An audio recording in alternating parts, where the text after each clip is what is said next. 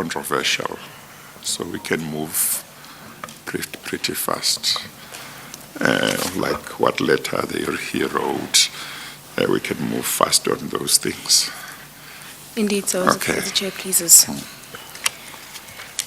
Chair, just to touch base, we were on, Major Ntisi was talking to the email on page 199. Yes.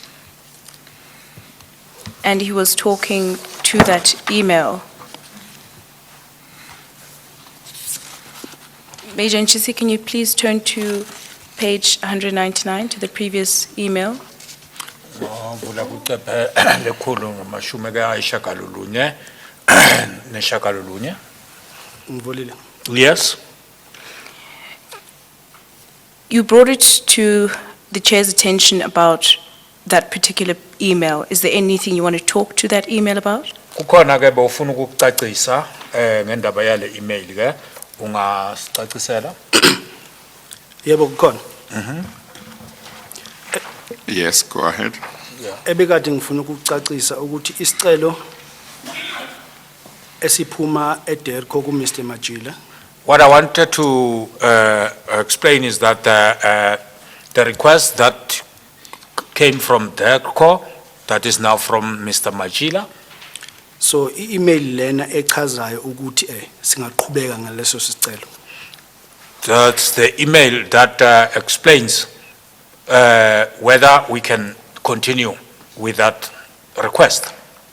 So ngamanye amazwi yona email eyenza ukuthi i-command post That is the email, Your Worship, that caused the command post ukuthi iqhubeke ngesicelo ngokuthi sivule inamba yokuthi indiza leyo ingene eSouth Africa. That is the email or the email that caused that we must agree to the email to continue opening the number, Your Worship, to give access to the flight to come in, Your Worship.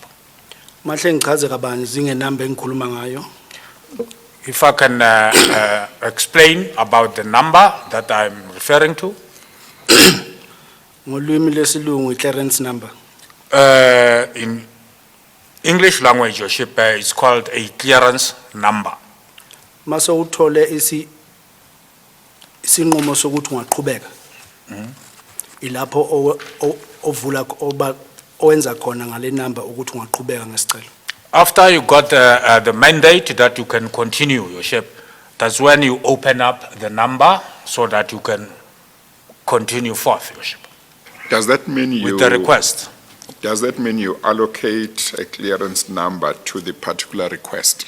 Ngamanye amagama unikeza ke i-clearance number ke maqondana nalesicelo ositholile. Kunjalo. That is so, Your Worship. Okay, continue. And what follows after that? And then okulandelayo Mase qede yonke lomniningwane usuyitholile. Njengomuntu ke ebekade ephethe lolu hlelo. after you shall have received all the information or the particulars, Your Worship, as the person who was actually busy with this request, Kufuneka ngisuke ngiyochazela umphathi wami ukuthi kusuka manje kuze kube manje kwenzakaleni. I must then go and explain to my commander as to from when up to where, what and what did I do. Ngenza njalo ngamchazela. Then I will do that, explain to him. Who was your supervisor or commander at the time? Bekubani umphathi wakho ke ngaleso sikhathi? Beku Lieutenant Colonel Van Zyl. Lieutenant Colonel Van Zyl. Yes, okay, continue. Yebo, ngaqhubeka.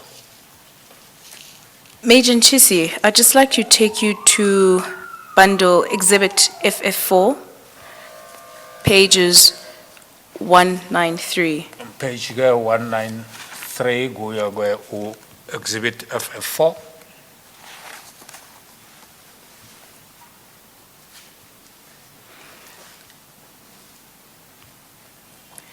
Are you there, Major Nchisi? Vulele lapho. Yebo. Yes. Ngilolu Lucas. Maybe I'm sorry, before we move to that, the the email that came from Mr. Majila, what page was it again? Do you remember that? 199. 199.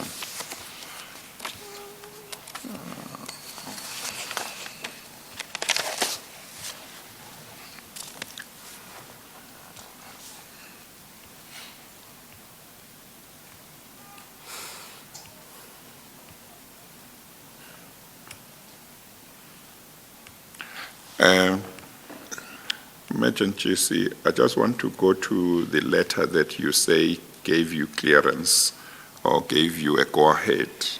That was from Machila. Is it the one at page 199? Lencwadi othi ke iye yakunikeza igunya lokuthi uqhubeke ngabe yiyo le ekucephe u199. Mphathi hlelo mahle siqale ku 198 size ku 199. Yes, Chairperson, if we can start at 198 and then to page 199. Ku 198 uzobona ukuthi uMr Machila ubhalela thina la ngisebenza khona command post. You will see that Mr. Machila emailed us, Your Worship, the place where we were working, the command post.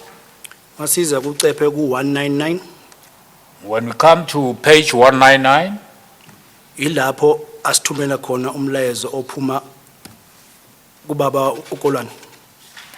it's where he is now sending us the message that is coming from, Kubani?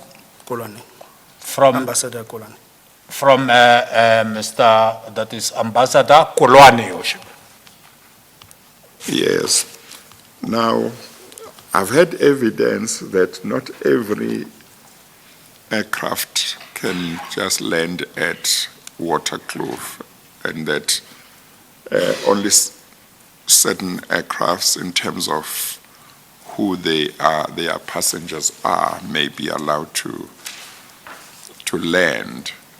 Are you able to tell me under what circumstances or what aircrafts may be allowed to land, or what business or passengers they should carry before they can be allowed to land, generally speaking, at Waterkloof? Manje ke mangabe kunendiza noma indiza ekumele ziyehlele lapho kuleso sikhumulo ke ungakwazi ukusicacisela ukuthi ke na ke indiza ziphi noma ezitheni obani ekumele mhlambe beze ngalezo ndiza ukuze bavumeleke ukuthi bangazoyehlela lapho. Ngokwazi kwami bathathu abantu abangavumela ukuthi bengene esikhulumeni sombutho wezempi. Oqala umongameli. According to my knowledge, only 3 people can be given permission or allowed to land at the base, Your Worship. The first one is the president. Besekela lamongameli nomuntu othunywa umongameli ngokwenza imisebenzi kahulumeni. The deputy president, Your Worship, and any other person that shall have been sent by the president, Your Worship, to do government duties. Yes. And of course, and military aircrafts? Izindiza ke zombutho wempi zona, Zivumulekile. they are also allowed. Yes. And I had evidence that if an aircraft is carrying ministers, that also can be allowed. Does that accord with your understanding? Manje kuzwakale ubufakazi bokuthi mangabe mhlambe kunendiza noma indiza ke ethwele ondunankulu ke nake nabo nako kungavumeleka kungendlela nawo uzwisisa ngakhona. Ministers, not prime ministers, ministers. I think your interpretation was prime ministers No, I said or ministers. premiers. Ministers. No, uthe undunankulu ngesizulu. Oh, okay. Yeah, okay, okay. Ministers, Yeah. Yes. Ongqongqoshe ngamanye amagama. would that be allowed? Kuyavumeleka lokho? akuvumelekanga. No, it's not allowed. Bishop. Okay. Now, in the letter that came from Mr. Majila, was there any indication in the letter that gave you a go-ahead? Was there any indication that this was an aircraft that would fall within circumstances where it should be permitted to land at Waterkloof? Kule ncwadi ke nitholile evela kumnumzana uMajila kuye kwaba khona ke nalapho ephawula khona ukuthi ke na lendiza ezofikela lapho indiza ke okudingekayo noma okufanele ukuthi ithole imvumo yokuthi inga zinza lapho. Bekungacaci kahle. It wasn't clear, Your Worship. Yes. In order for it to be clear, would the letter from or the communication from Mr. Majila have had to mention that the plane would be carrying the president or deputy president? Is that what you were looking for? Ukuze ke kucace noma kucaceleke bekufanele mhlawumbe incwadi leyo evela kumnumzana Majila isho ukuthi le ndiza ke ezoyehlela lapho izobe ilayishe ke undunankulu noma ke na ke ungqongqoshe into enjalo. Kunjalo. Yes. No. I'll repeat the question. In order for the letter from Mr. Majila to convey to you that this was an aircraft that would be permitted to land, did you expect it to tell you that the aircraft would be carrying the president or deputy president? Is that what you were looking for? Ngamanye amagama ke ngale ncwadi ke umnumzana uMajila bekayithumele ke bekade ubheke ukuthi mhlambe leyo ncwadi ke na ke icacise ukuthi ke le ndiza ezofikela lapho izobe ke ithwele umongameli noma ke isekela mongameli njalo njalo. Ngingawuphendula umbuzo lo wese. Mawen nabethumela isicelo seyisibe nesizathu esizwakalayo ukuthi bafuna ini. Before I can answer that question, Chairperson, when they send a report, Your Worship, there would be actually a reason or a reason, Your Worship, as to why the request itself. Isizathu besingatholakali kahle ukuthi sithini. And the reason, Your Worship, was not clearly understood what the reason actually was. When you say when they send the request, they would state the reason, are you talking about the request that would come from another country? Mangabe uthi ke mabathumela isicelo fanele bachaze isizathu usho mhlawumbe isizathu esivela kwelinye ilizwe langaphandle kwaleli. Kunjalo. That is correct. So when you say, in this case, the letter did not, from the letter, the reason was not clear, are you referring to the letter, that request that came from India? Ngamanye amagama mawuthi isicelo ke leso ke isizathu sakhona sasingacaci kahle usho isicelo lesi ebesikade sivela eIndia. Kunjalo. Quite correct.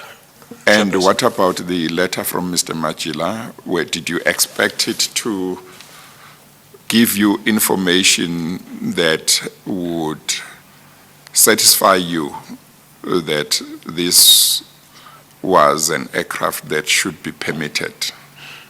Manje ke na isicelo ositholile esivela kumnumzana uMajila ke wawukade nawo khona ubheke ukuthi ke kube khona ucaciso lokuthi le ndiza ezayo indiza ke nake efanele ivumeleke ukuthi izonzinza lapho. kunjalo. Yes, that is so. Would it be possible that if the letter from Mr. Machila did not satisfy you that this would be an aircraft that should be permitted, would it be possible that you would not proceed to process the request, or is the position that once you got a letter from Mr. Machila, you just had to proceed and process the request? Kwakungenzeka ukuthi ke incwadi evela kuMnumzana uMatshila mangabe ingakucaceli kahle ukuthi ichubeka ke ubongeke uchubeke ke noma ke okuyikho ukuthi ke mawuthole incwadi ethi chubeka ufanele nje ukuthi uchubeke. Bengengiqhubeke if uma incwadi efana leyo ungayitholanga. I couldn't have proceeded, Your Worship, if I didn't get such a letter, Your Worship. Yes, but my question is whether it was up to you to examine the contents of the letter from Mr. Machila and make a decision whether it's fine, you can go ahead and process the request and approve if you were the one to approve, or whether as long as Mr. Machila said in his letter, go ahead and approve, then you were bound to go ahead and approve. Yeah. Akushoyo umhlalo ukuthi ke bekungasi ukuthi wena njengomuntu othole lo ncwadi ufanele ukuthi ke nake ucwaningisise imininingwane yayo ke uma ngabe mhlambe unganeli siwa ke nake yiloko okusho kulo ncwadi ungachubeki ngachubeki ukuya phambili ke noma bekufanele nje ukuthi mawuthole leyo ncwadi evela kuye ke uchubeke noma kanjani kuwenza lokho. Bengeke ngibe nalo igunya namandla ukuqhubeka ngaleso sicelo. Who didn't have any powers, Your Worship, or the might of continuing, Your Worship, if that was the case. So if you were not satisfied with the contents of the letter from Mr. Machila, you would not proceed, you would not process the request. Is that correct? Ngamanye amagama mangabe ubongeke uneliswe ile ncwadi ke nake ephuma kuMnumzana uMatshila yesicelo ke bongeke uze uqhubeke ke uvume noma uvulele ukuthi leyo ndiza ingazo yehlela lapho. Kunjalo.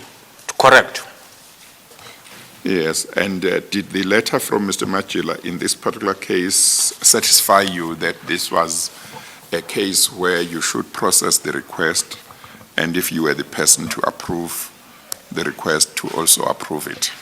Ngamanye amagama le ncwadi evela kuMnumzana uMatshila ke iye yakwenelisa ukuthi ngempela ungaqhubeka kanti ke mangabe uwe umuntu ke ofanele ukuthi ke nake udlulise injongo zaloso sicelo ufanele nje ukuthi uchubeke. Angazi che ukuthi ngaqala emuva kuze kufike kule letter kule ncwadi. I don't know, Chairperson, if I can start a little bit behind and explain coming further to this letter. Yes, you may do so because it is an important part of your evidence. Yeah, uthi ungakwenza lokho ngoba into ebalulekile ubufakazi bakho. Ngoba bese ngichazile ukuthi isikhathi esiningi eDeco ngisebenza no Mr. Machila. As I've already stated that many a times at DECO I'm working hand in hand with Mr. Machila. Sithe masikhuluma no Mr. Machila ngibuza ukuthi isicelo samandiya sesikangakanani ukuthi kuqhutshekwe ngaso. When I ask the request by the Indian people as to how far it is so that we can continue with it, ngamchazela uMr. Machila ukuthi isizathu lokhu ngikufonela njalo yisiphi isizathu sokuthi abasendiya bafuna ukwazi ukuthi kwenzakalani ngesicelo sabo. and then I explained to him the reason why I'm calling him always, Your Worship, telling him that the people from India, Your Worship, they want to know how far their request has gone, Your Worship. Mangisakhuluma no Mr. Machila wangitshela ukuthi udaba lolu alisekho ezandleni zakhe. When I spoke to Mr. Machila, that's when he then informed me that this issue is no more in his hands, Your Worship. Kulapho kwaqhamuka igama ka-Ambassador Kolwane. That's where Ambassador Kolwane's name then surfaced. I-email lena okanye incwadi le esho ukuthi siqhubeke ngesicelo. Yayibhale uMr. Machila kodwa iphuma kuMr. Kolwane. The email, Your Worship, that gave us the go-ahead to continue, Your Worship, Chairperson, was actually written by Mr. Machila, and then Yona Yaipuma, Yaipalo, Iphuma kuMnumzane Kolwane. Angzusis, Yaipu, email, I-email Yaipuma go. ibhale uMr. Machila. The email was written by Mr. Machila, I-email ewukuthi iphuma kuMr. Kolwane ukuthi asiqhubeke nesicelo. which is the email that was from Mr. Kolwane, that we must continue. Yes. Kube incwadi efanele nebingekho. Bengeke siqhubeke nesicelo. If there wasn't such an email or letter, we shouldn't have continued with the request. Kodwa ke ayifani nencwadi esihlele siyithola. But instead, Your Worship, it doesn't look like the one that we normally get. In note verbal ephuma eDerco is a command post. The note verbal where that is coming from, Derco to command post. Ayifani nale. Doesn't look like this one. Yikho ngicacisa ukuthi le kwakuyi-email ephuma eDerco kodwa incwadi e-note verbal ayifani nale. That's why I say this is an email that is coming from DERCO, but the note verbal finally. But the note verbal doesn't look like this one. Yes, I understood you earlier on to say the only document that gives you a go-ahead to allow a commercial aircraft to land at Waterkloof is a note verbal. Is that correct? Uthi ukuzwisise ngaphambilini ukuthi ke incwadi ekuyiyona kuphela engakuvumela ukuthi ke nake uchubeke ke note verbal. Yebo kunjalo. Yes, that is true. And this letter that you say gave you a go-ahead from Mr. Machila was not a note verbal. Is that correct? Le ncwadi ke nake evela kuMachila ke ekunikeze igunya lokuthi uchubeke bekungeyona note verbal. Bengesiyo i-note verbal le esijwayele ukusebenza ngayo. It wasn't the note verbal which we normally had to do with, Your Worship. Yes. Did it look like a note verbal, even if it's not the one you normally work with? Kodwa ke ibukeka njenge note verbal noma ke kungasile enivamse ukusebenza ngayo. Le ithi qhubekani nesicelo ngoba iphuma kusikhulu esiphezulu. This one says go ahead with the request, Your Worship, because it comes from the highest rank, Your Worship. It's just an email. Email. Yebo kunjalo. Yes. One would have expected that you would not process it because it was not a note verbal. Why did you nevertheless process it? Uthi ke umuntu ke naka bekazomela ukuthi beungafanele uqhubeke ngoba bekuyona ke I note verbal kepha ke yini ke okwenza ukuthi uze uqhubeke. Angazi imphatho hlelo ngabuya futhi emuva ngikhulume kuze kufike kule ncwadi. I don't know if I can go back a bit until I come to this email. Yes, no, that's fine. It's important, yeah. Yeah, uthi kulungile. Isizathu sokuthi siqhubeke ngale ncwadi The reason why we continued, Your Worship, as far as this email is concerned, Ngase ngikhulume nabantu ababili engajwayele ukukhuluma nabo. I had already spoken to two people, Your Worship, whom I was not used to talk to. Yes. Oqala kwaku Colonel Anderson, The first one was Colonel Anderson. owesibili uyi mnumzana uKolwane. The second one was Mr. Kolwani. Njoba incwadi isho ukuthi isicelo sendiza fune solihlala esikhumeni sendiza samasoja siyavumeleka. As I've already stated that this letter said the request from the Indian flight to go and land at the air base is allowed. Yikho kwasinika igunya lokuthi siqhubeke nesicelo. That's why it gave us the might, Your Worship, Mr. Chair, to continue with the request. Did you find out why you were not being furnished with a note verbal as was normal? Uye wazama ukuthola ukuthi kungani ningathunyelwanga note verbal njengoba bekuvamisile. Enkulumeni yethu no Mr. Machile. Enkulumeni yethu no Mr. Machile. Wathi lolu daba alisekho ezandleni zakhe. Your Worship, in our talks with Mr. Machila, he told me that this issue was no more in his hands. Does that mean you did ask him, why am I not getting a note verbal as is normal, or is the position that you didn't ask that question? Ngamanye amagama lokho kusho ukuthi uyambuza ukuthi kungani kungathunyelwanga inote verbal ke na ke noma into ongazange usayibuza. Safika kulo nkulumo. Safika kulo nkulumo yikho kwaze kwa safika enkulumeni yokuthi uludaba olufana nalolu alisekho ezandleni zakhe. We came Mr. Makolwane. to that talk, Your Worship, and that's when he then explained to me that that issue is no more in his own hands. What ilukubani? Lolu daba alisekho ezandleni zakhe Mr. Mr. Machile alisekho ezandleni ka Mr. Machile lisezandleni ka mnumzana uKolwane. And that that issue is now in the hands of Mr. Kolwani.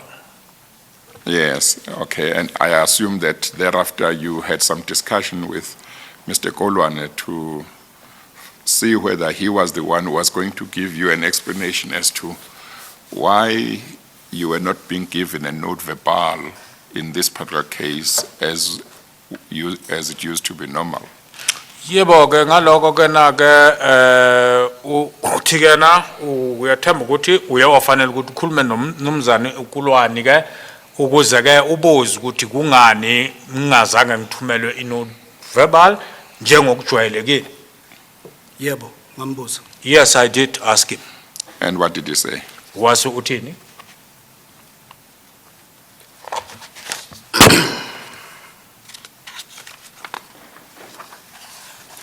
Hlalo. Ngoba sesiside isikhathi. Yes, 2013. yes, no, that's fine. Ngikhona ukusho ukuthi amagama wakhe awuphimisa ngomlomo ayethini.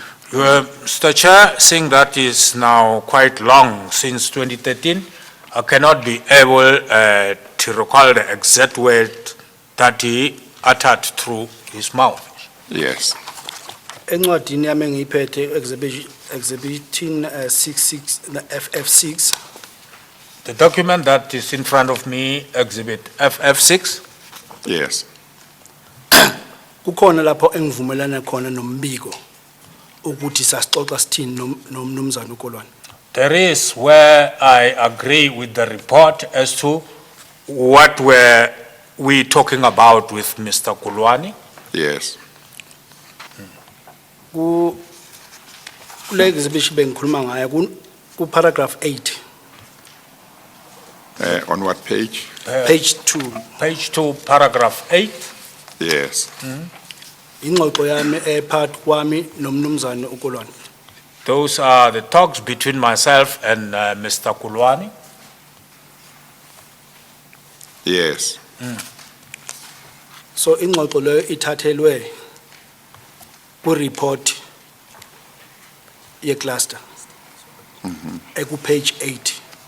That, those talks, Worship, were taken, Ku-cluster report. taken from the cluster report, which is on Page 8, page 8. paragraph 2.117. Page 8, paragraph 2, 1.17. I'm sorry. I will let you continue just now. I just want to satisfy myself on this aspect. I'm going to the report of the JCPS cluster. Is that where you are referring us to? Yes, ngicela silungise sihlalo. Yes. Ngicela silungise sihlalo. Yes. Can we make some corrections? Page 8 It's page 8. ku-report, paragraph 2.118. Page 8 from the report, Your Worship, which is paragraph 2.1, 18. 8.18, Your Worship.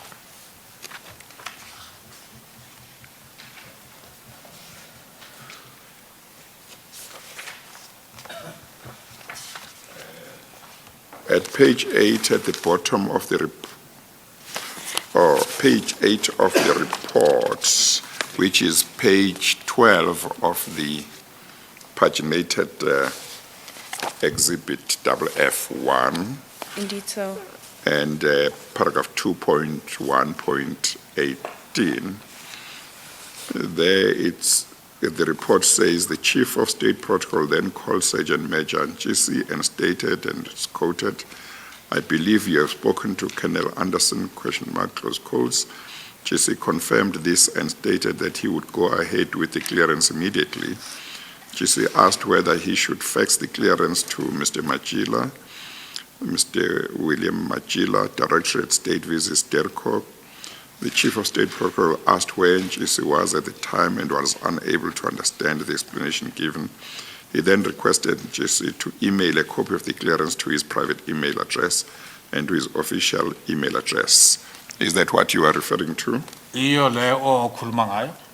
Yebo, iyona ingxoxo engayikhuluma nomzana uKolwane. Yes, that was the talks between me and Mr. Kulwani, Your Worship. That doesn't reflect that you two of you talked about why you were not being finished with a note verbal. Maybe it is somewhere else. Do you know whether it is somewhere else? Ayicacisi ukuthi kukhona la uye wakhuluma naye khona ngendaba ye note verbal. Masibuyela Kwenye indawo. masibuyela futhi sihlalo If we go back again, kuyo ku-report Chairperson, on the same report, Yes, ku-page 8, page 8, yes, paragraph 2.117. yes, paragraph 2.117, yes. Ingxoxo yami no-Colonel Anderson True. eqhubeka iziyoxhumana nengxoxo kaMnumzane Kolwane. that was the talks between myself and Colonel Anderson, which continues until the talks between myself and Colonel Kulwani. Yes, yeah. Paragraph 2.1.17 at page 12 of Exhibit F1, which is the report of the JCPS cluster, says Lieutenant Colonel Anderson returned Sergeant Major GC's call. Anderson stated that she had just spoken to the Chief of State Protocol, who had informed her that GC had rejected the request. She questioned him as to how he could have refused such a request from the Chief of State Protocol. JC clarified that he had requested written confirmation. Anderson then stated that, in quotes, in confidentiality, I must be very careful now. Our number one knows about this. It is political. Allow them. I'll phone the ambassador back to find out who is the senior minister, close quotes. JC asked Anderson to confirm that the base could only receive flights carrying heads of state and ministers. Anderson responded that it depends on the visit type and that it would be acceptable for a private visit if DERCO approves. It is not a problem. Yes, my dear, they can, close quotes. So you say that is what you were told when you kept on asking why you were not being furnished with a note verbal. Is that correct? Ikona lokho bekade utshelwa kona mangabe ubuza ukuba kungani ungathunyelwanga inote verbal. Yebo kunjalo. Yes, that is true. Okay, thank you. You may proceed. Thank you, Chair. If I just may assist, there is a document on Exhibit FF4 on page 123. This is a memorandum, and I see on page 124 that it has been deposed to. There's a stamp at the bottom by the Department of Defense. From paragraphs 3 of that statement on that memorandum 123, this from paragraphs 3 onwards until paragraph 7.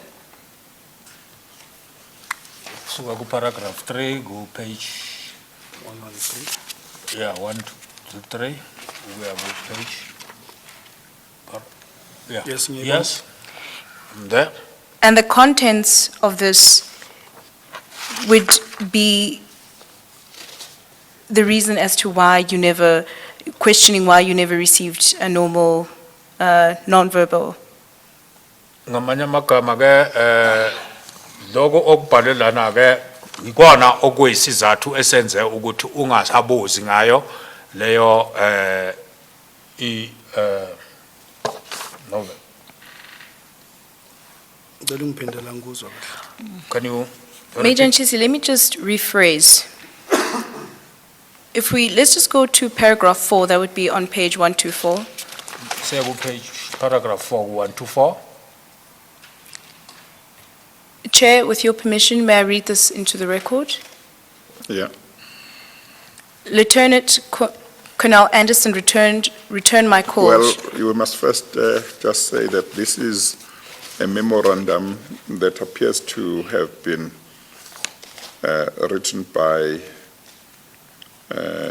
Mr. Jesse and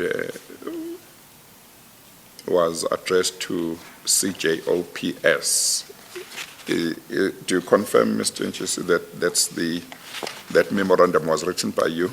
Uyavuma ukuthi ke na ke lo statement les no memorandum le ibhalwe uwe? Yebo ngiyavuma. Yes, I confirm that. Yes, it is dated 31 May 2013, and it is at page 123 of Exhibit WF4. Then you can read the relevant part that Yes. you want to read. Paragraph 4 on page 124 of this document, of this memorandum, it states that Lieutenant Colonel Anderson returned my call. She believed I rejected the request. I mentioned to her that I asked for a written confirmation from DERCO for landing clearance at FAWK, that I assume in front would be the Air Force Base in Waterkloof. Yes. Is that correct? Yes? Kunjalo. Yes, that is correct. I asked Lieutenant Colonel Anderson who should be received by the Air Force in terms of VIP, because of my knowledge, only head of state and deputies. Lieutenant Colonel Anderson responded that it depends on the visit type. Also, the ministers may arrive at the Air Force if it's not too busy and the availability of space for parking for the flight. I should allow them. The number one, in brackets, president, knows about the flight. Was this the contents of your conversation? Naloko ke okunye kwaloku bekade nixoxa ngako aqeda ukufunda ke ummeli. Yebo kunjalo. Yes, that is true. Yeah, there is also a sentence that's quite in point at page 123, towards the end of paragraph 3, where you wrote,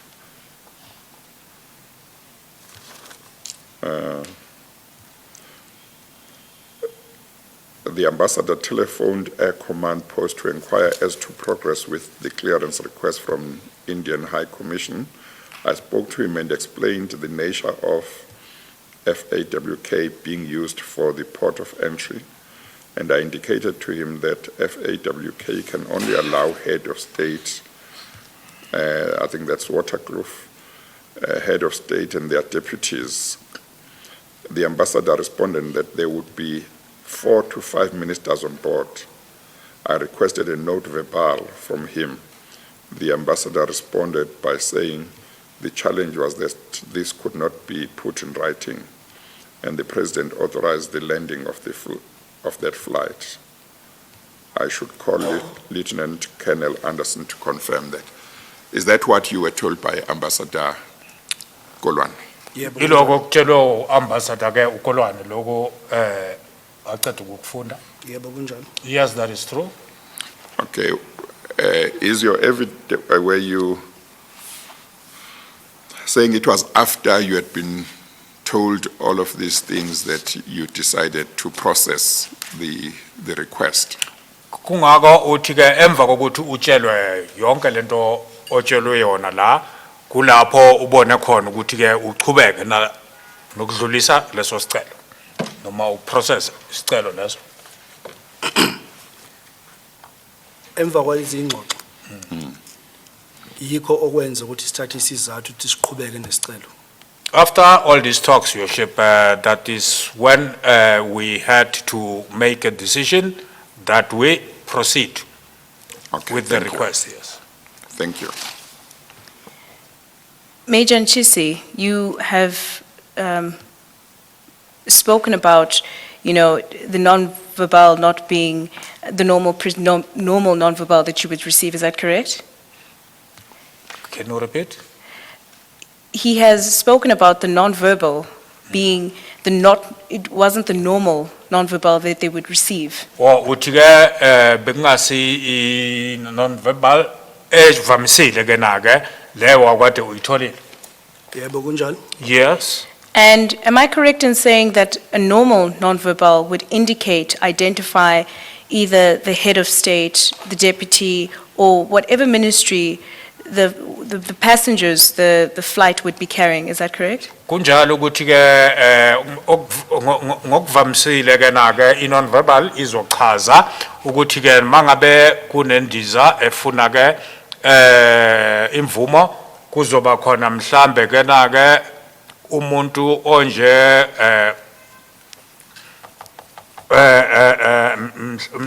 mhlambe ngumholi wezwe noma ke ungqongqoshe noma ikhulu ethiza. Yebo kunjalo. I-not verbal isuke inemininingwane eminingi nesicelo sendiza ezayo. Yes, a non-verbal, Your Worship, will have quite some number of particulars, Your Worship, according to the request for the flight that will be coming in. Iphinde ichaze kabanzi ngabantu abasendizeni. And then it will further explain extensively about the people or the crew that will be in the flight. Ichaze kabanzi nemisebenzi yabo abayenzayo okanye izikhundla zabo. Also explain extensively about their positions and their respective duties they are doing. Nokuthi isuka kuphi iyohlala kuphi. And as to from where it is from and where it is going to land. And the normal note verbal would be the previous example that we have noted on page 87, the example from DOCO. Ejwayelekile i-non-verbal izoba yilena ewumfanekiso esiyibonile ke ku page 87. That would be Exhibit FF8, Page, page 87. ku page 87. Do you of need him to which go file? back to it? Because No, we Chair, did confirm it. Not to go back, just to explain that what he's just said, that would be the normal, how a normal note verbal would look in Yes, the I'm saying contents. he did say that before. Do you want him to repeat it? No, Chair. Remember when you showed it, my recollection is that he looked at it, or did he not look at it, and confirmed exactly that what he had received was not a note verbal as they know it. Indeed so, Chair. Major Nchisi, so in this instance, from the look of it and what you would normally know, that this non-verbal that's sent by email, this confirmation email to go ahead was irregular. Ngamanye amagama ke i-non-verbal lena ke okuchazwa ukuthi ke i-non-verbal ethunyelwako nge-email ke na ke le non-verbal wena noma lokho okutholile bekungasi i-non-verbal ke esemthethweni oyaziyo ke noma phele. Le engayitholayo bengasiyo umfanekiso we-not verbal efuneke iphathe yonke imininingwane ye-not verbal. Look, the one I received, Your Worship, was not the normal one, which had all the particulars, Your Worship, which the normal non-verbal would carry. Major Nchisi, if I could take you to Exhibit FF4 on pages 193. Page 9? 193. 193.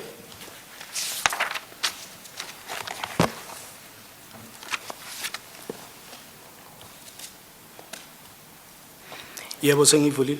Yes, I am there. Can you identify that document? Kuyini lencwadi ke phambi kwakho? Yebo ngiyazi, it's a cover page ye defense intelligence. It's a cover page for the defense intelligence.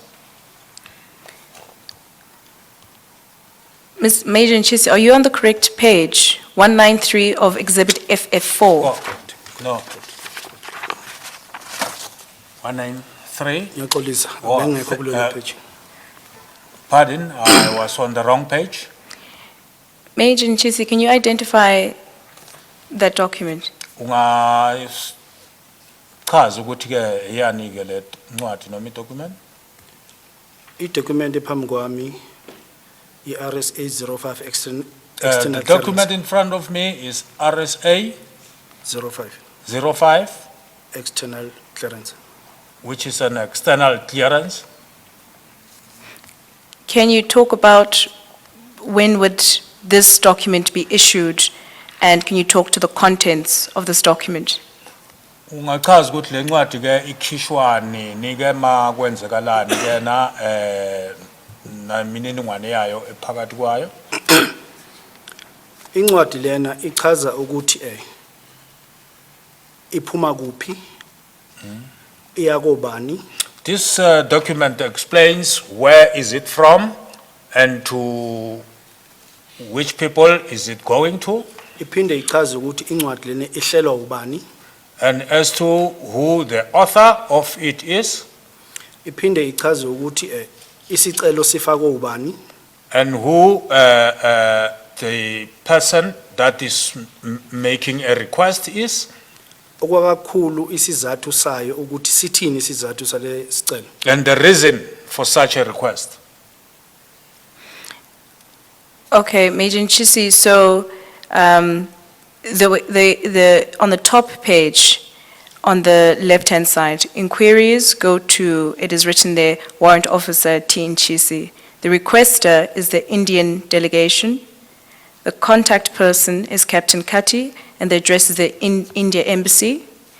And at the bottom of the page, we have an authority off sign, Lieutenant Colonel S.J. Van Sale.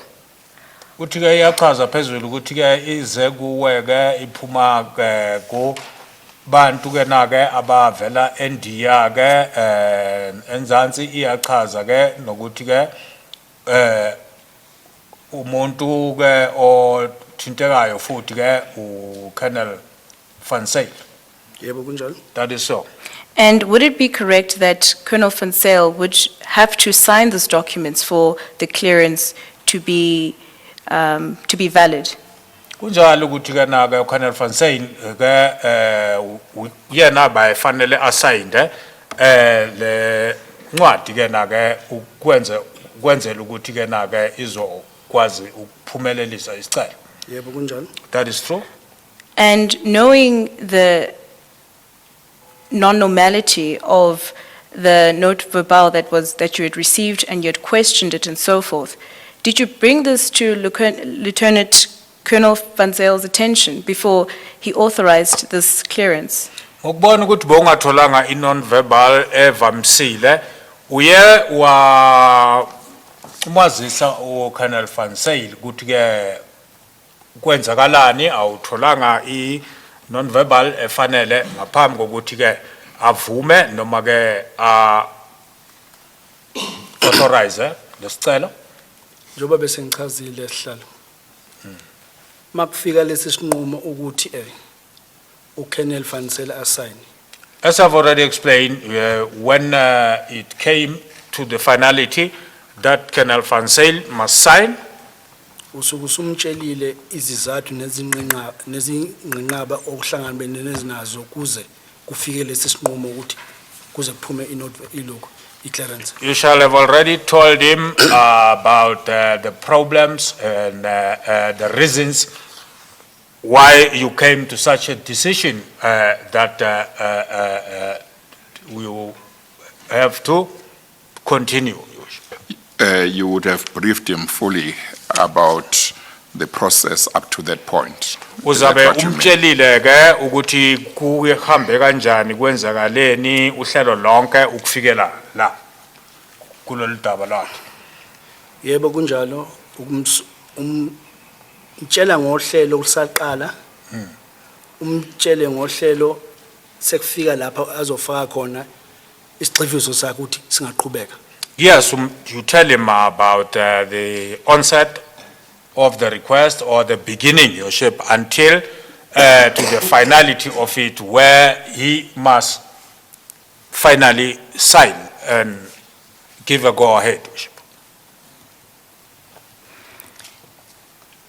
Major Nchisi, can you just short in just a short sentence just relay the conversation that you had with Colonel Van Sale? Kafishane ke ungachaza ukuthi ke ingxoxo phakathi kwakho noVan Sale kwakuyini? Noma ngeke ngisakhumbula amagama ngoba isikhathi sesiside. Even though I cannot remember the exact words, seeing that it happened quite long ago. Maybe before he answers, what he has said is that the norm is that by the time he would ask Van Sale to sign, he would have briefed him from the beginning of the process up to that point. Do you want him to mention the whole process? No, Chair, this was just, shortly on how did he relate to Colonel Van Sale that, the non-verbal was irregular, and also in terms of the conversation he had with Lieutenant Colonel Anderson and Ambassador Kolwane.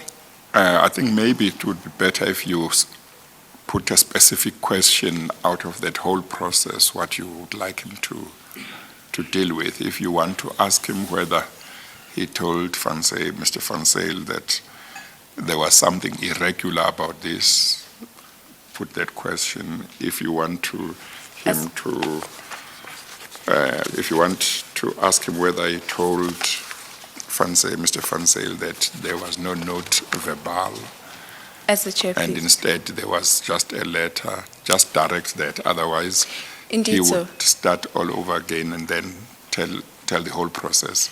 So he has told us the process, and he has told us that he would have informed Mr. Fansale of the process from beginning to that point. So he would have briefed him. Yes, indeed, so, Chair. Thank you, Chair.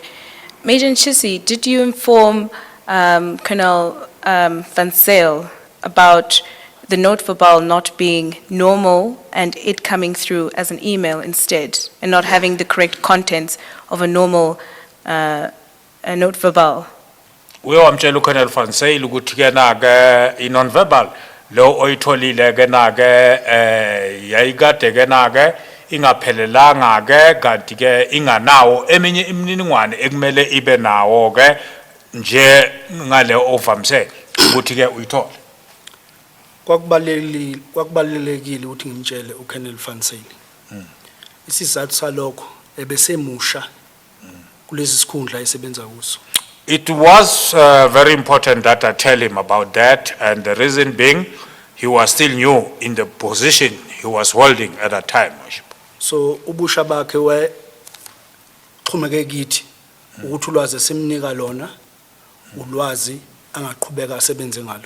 And as a new person, Your Worship, he was relying on us, Your Worship, to give him the knowledge, Your Worship, about what we know is normally happening in the process, Your Worship.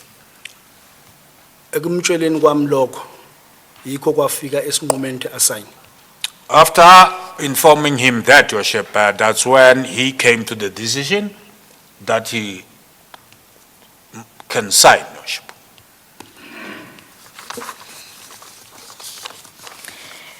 Major Nchisi, there was another request that came in, say for the main Airbus that landed. There was a request for helicopters to land at the airbase. Is that correct?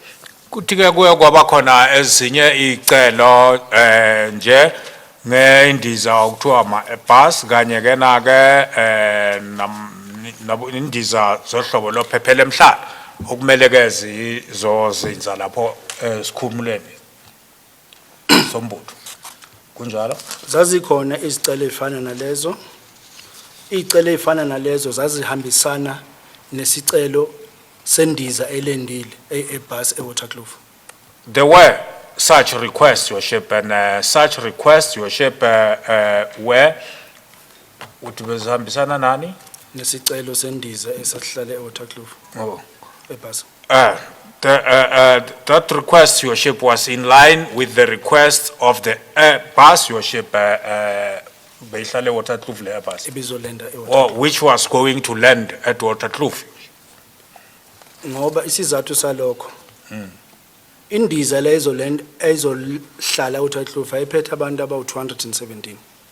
And because the reason for that, Your Worship, the airplane that was going to land at Waterkloof, Your Worship, was carrying 217.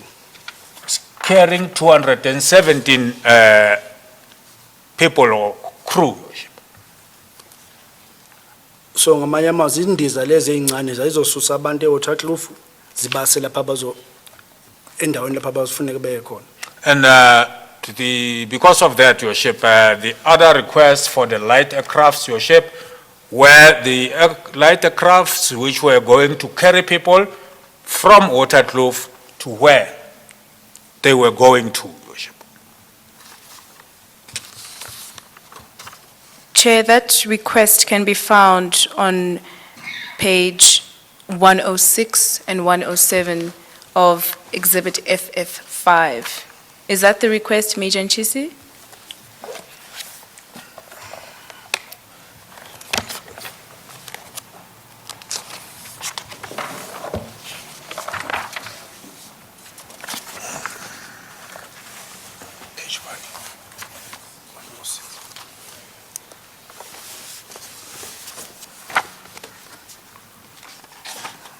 Yebo kunjalo. That is correct. And the subsequent clearance is in Exhibit FF4 on page 194. Is that correct? Clearance ke yokugcina ke iku Kepha page 194. 194 yalo bufakazi kunjalo. Yebo kunjalo. That is correct. And in terms of the Airbus and the light aircraft, was the same processes followed in terms of the two requests? Maqondana nalezi celo ke okusho ukuthi ke ese bus nale ndiza ezincane ke na ke kwalandelwa uhlelo olufanayo. Yebo kunjalo. Yes, that is true.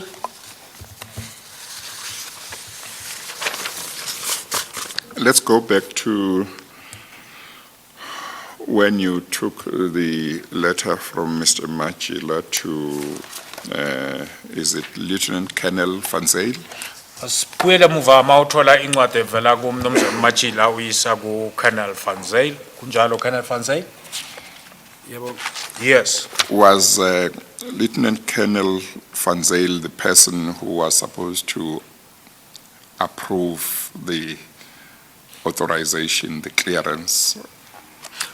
Colonel Van Zyl uya umuntu ke na ke okugcina bekufanele ayenze imvumo ke avume ukuthi ke na leyo ndiza ingazofika ihlale lapho ke ayenze ne clearance yakhona. Yebo kunjalo. That is true. Were you supposed to make a recommendation to him as to whether you thought he should provide the authorization or not? Wakade wena ufanele ukuthi mhlambe ke na ke unikele ngamanye amagama ke na ke ngendlela wena ozizwa ngakhona ukuthi ngempela ufanele ukuthi ke anikeze imvumo noma i-authorization leyo. Ngencazelo yami nanolwazi According to my explanation and the knowledge that I have, lwesicelo. knowledge, your ship of the request, Uma umtshela umphathi wakho ukuthi kusuke la kwaze kwagcina lapha. when you tell your supervisor or commander, your ship, where it started until where, Sekuyoba ngokucabanga kwakho uthi wenze njani. that is now going to be his thinking or decision as to what he's going to do. So you were not required to indicate whether you thought he should approve it or not approve. You are simply supposed to brief him fully about the process and place the relevant documentation before him, and he would have to make a decision himself. Wena wawungafanele noma ke ukuthi ucacisele ke ngokwakho umbono ukuthi wena ubona kunjena, wena bewufanele nje umnikeze impepha umchazele ke uhlelo nilithathile ukufikeka lapho emaphethelweni ke yena bekufanele nje na ke avume noma asayine izincwadi zesivumelwano sokuthi ngempela lokho makwenzeke. Yebo kunjalo. That is true. If you were yourself not satisfied that it should be approved, were you still obliged to take everything to him for him to make a decision? Or if you were not satisfied that everything was in order, you could have not processed this whole request up to him? Uma ngabe wena ngokwakho wawunganeliseki ukuthi lesicelo isicelo ke na ke sisemthethweni noma esifanele ukuthi ke singafakwa uzo thatha lezo zimpepha ukuze ziyofika kuye okanye ke na ke bewungeke uchubeke nje kusukela mangabe leso sicelo sifakwa. Uma usembuthweni wezempi kunohlaka obika kulo okuthile. Look, Chairperson, when you are in the army, your ship, there is a department where you report to. Ngeke uzumbuze okanye ucabangele ukuthi umtshele uthini umuntu oyisina yakho. You cannot ask or think what is supposed to be done, your ship, if a person is your senior. Did you say that you can't tell your senior what he should do? Ngamanye amagama wena ke okushoyo ukuthi bongeke utshele umphathi wakho ukuthi yini akumele akwenze. Hlobo ngeke uzuyitshele isina yakho ukuthi yenzeni. Totally, you cannot tell your senior what to do. Thank you. Thank you, Chair. I would like to refer to the signed-off board file, which is Exhibit FF4.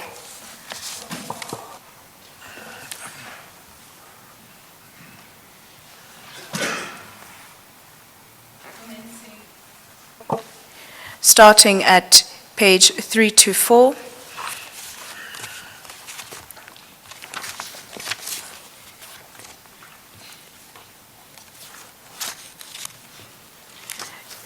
Just for clarity purposes, this is the transcript of the Board of Inquiry into Lieutenant Colonel Anderson that was held in Pretoria.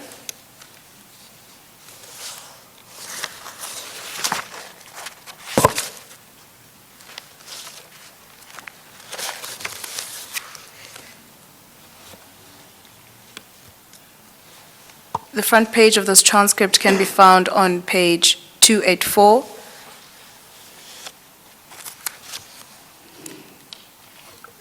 Sorry, what is it, 284?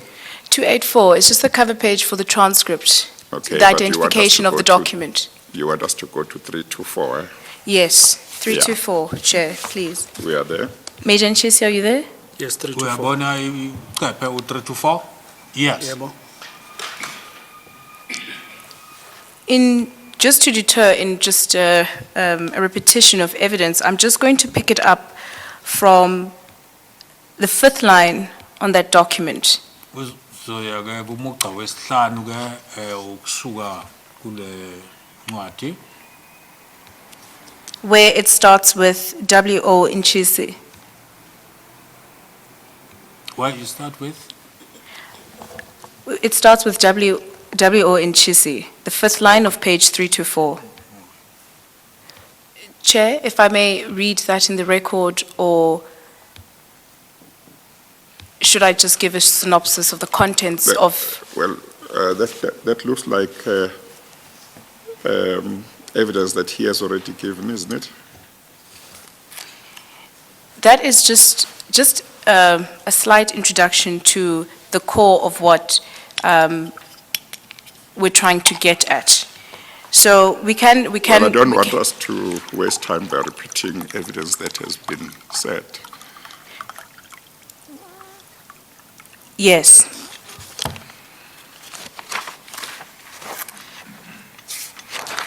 If we could just page to 325 Yes. of that document.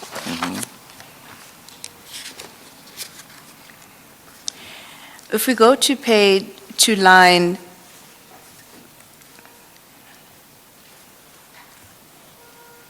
if we go to lines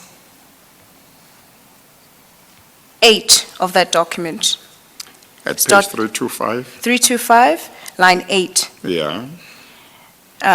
Warrant Officer Nchisi states that I have spoke to Mr. Kulwani. He indicated to me that the sensitivity of the flight is not supposed to be on a note verbal because it's a high security risk. Then we skip a line there on line number 12. Warrant Officer Nchisi states, we need to go ahead with that clearance, although I was not happy with the response.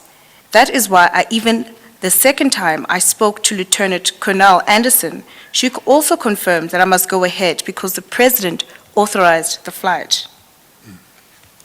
Uyabona la ummeli wayefunda khona Yebo ngiyabona. kula beku isigungu ngesemibuzo noma i-board of inquiry.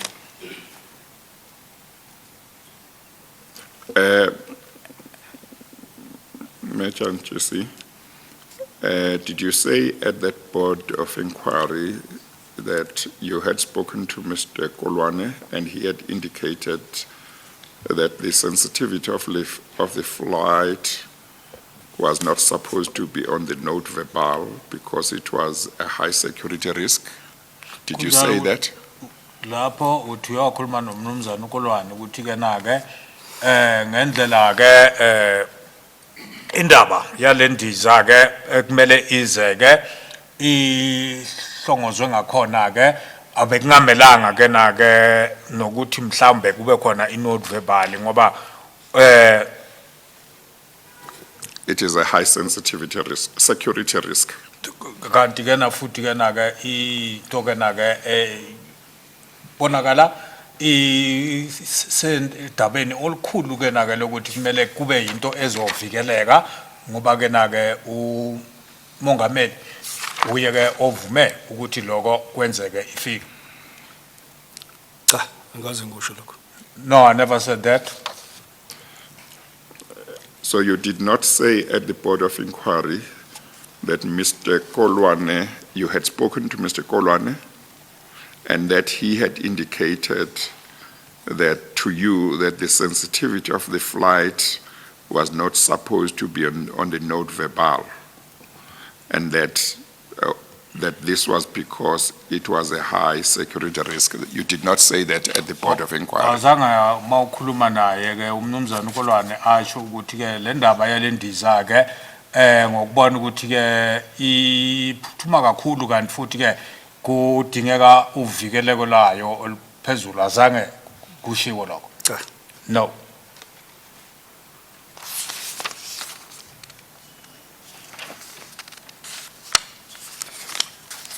On that same page, on 325,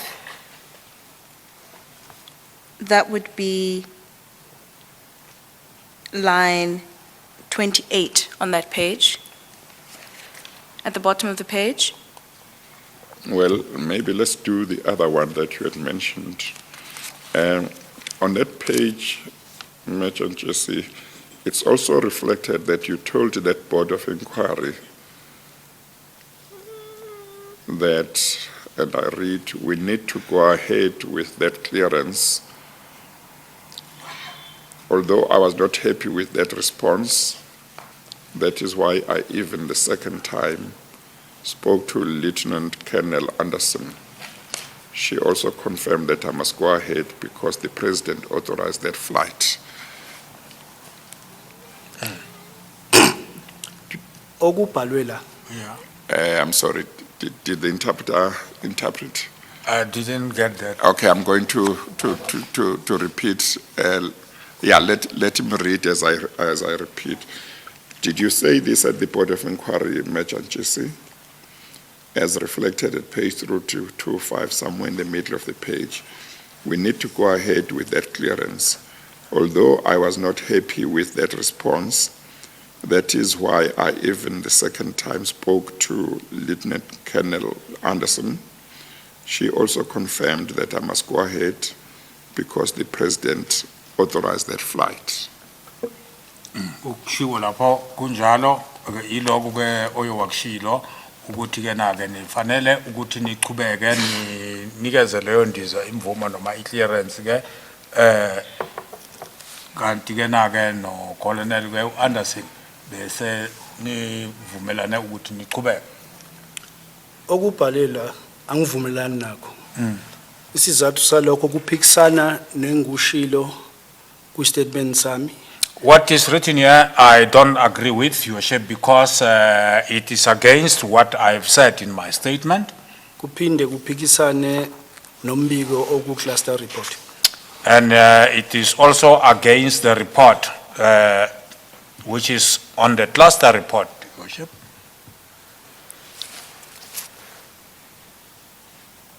Major Nchisi, are you stating that you never uttered these words, irrespective of it being contrary to the statement and the cluster report? Ngamanye amagama ke uchaza ukuthi awukaze ukhiphe lamagama ke wena ke noma ke kuyo i-cluster report noma ke ku statement sakho. Amagama abhalwe la ngiyaphikisana nawo. The words that are written here, I am against, Your Worship. Yes. So Major Nchisi, are you stating that the transcription done here is incorrect? Ngamanye amagama lokho obukade ke na ke ku recordiwe abaye bakubhala ngamagama phansi ke ngombhalo ngamanye amagama uchaza ukuthi ke akusiloko bekushilo. Okubhalwe la ngiyaphikisana nakho.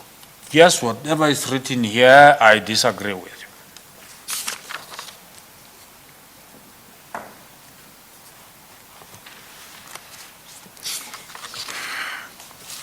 On that same page, on 325, at the bottom of that page, it would start at line 28,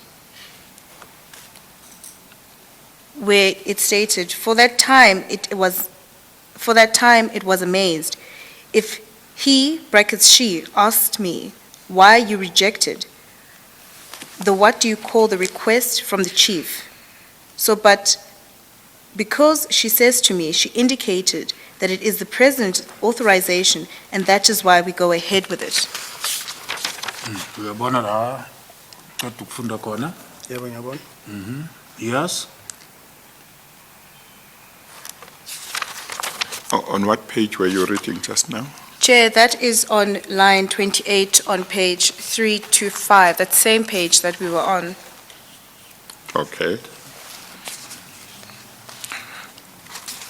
Well, let me ask this, Major Nchisi.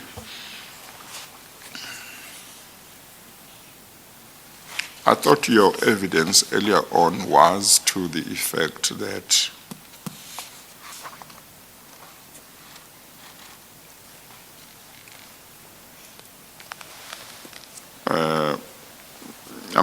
Ambassador Kolwane had said, and I may be mistaken, when you were insisting on the note verbal, had said that this was a unique case, and that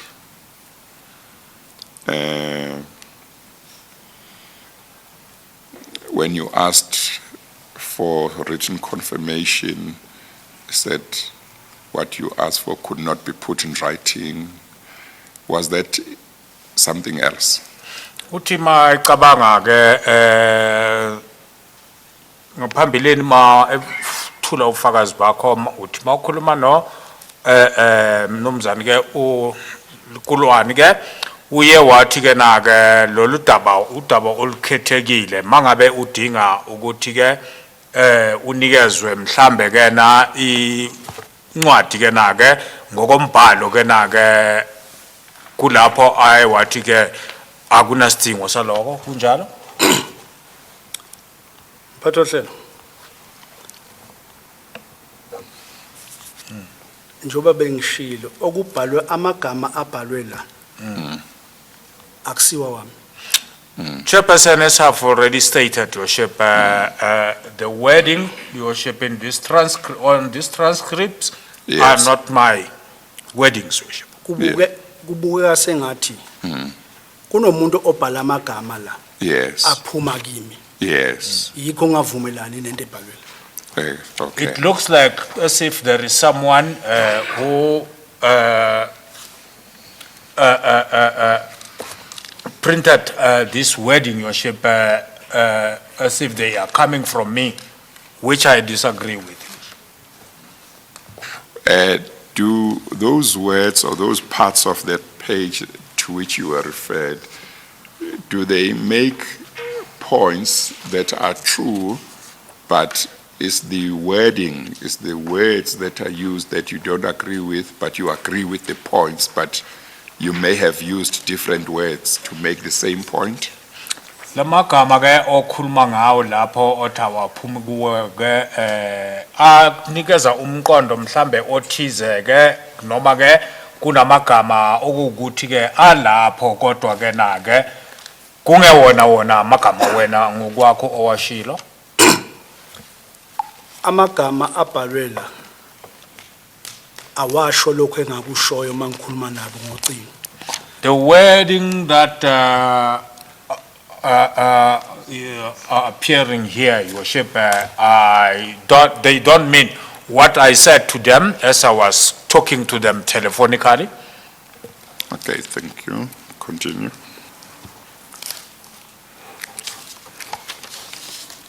Chair, we are going to move on to Exhibit FF8. What will need to be investigated later is the issue of the transcript, so that for later on, maybe on another day, when there can be clarity as to the accuracy of the transcript. We've made a Okay. note of it. Thank you, Chair. So that in the end, we know what the position is. Yeah, okay. Thank you, Chair. As I stated, we're moving to Exhibit FF8.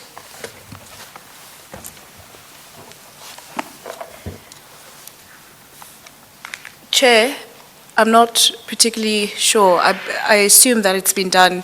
There is a folder in FF8 with a divider with the number 4 on it. And it should be the same as well with Major Nchisi.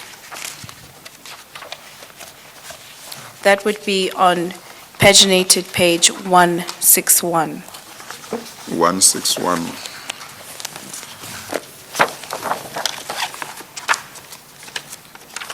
Yes. Let's see if he has got it. I think he has got it. Yes. Now, this is a book written by author Peter Louis Myburgh, The Republic of Gupta, A Story of State Capture, wherein Major Nchisi has been mentioned in this book. And we have noted and highlighted certain extracts that, if the chair allows, to read in that record and have Major Nchisi comment on those allegations by Mr. Myburgh. Well, this was done with the earlier witness, but what is the point? Is there something written there by this author that concerns him that he wants to refute? Yes, well, basically, Chair, this book highlights that Major Nchisi might have benefited from the landing of this aircraft by receiving a promotion, in a sense. Just ask him that question. Indeed so, Chair. Major Nchisi, I'm not particularly certain that you've read the contents of this book, but Mr. Myburgh, in his book, relays that you benefited from being warrant officer to a major. It was a huge acceleration without going through the proper processes, and your colleagues were surprised that you had gotten a promotion out of nowhere. What do you have to say to this? Ukuya ngencwadi ke ebhalwe ke na uPeter Louis Myburgh ke na ke maqondana ke na ke nokuthunjwa kombuso uchaza la ukuthi ke uhlomlile kakhulu ke na ke wena ke ngalesenzo osenzile ke ngoba uye wa sekena ke uyasuswa esikhundleni ke na ke. So from which rank to which rank? From warrant officer Oh. to where he was until the position of today, which is major. Ukusuka ku warrant officer ukuyofikela ke ku major ke kulapho ngisho na boza kwenu osebenza nabo baye bamangala ukuthi kuza kanjani ukuthi ukhushulwe nje sibhudubudu kanjani.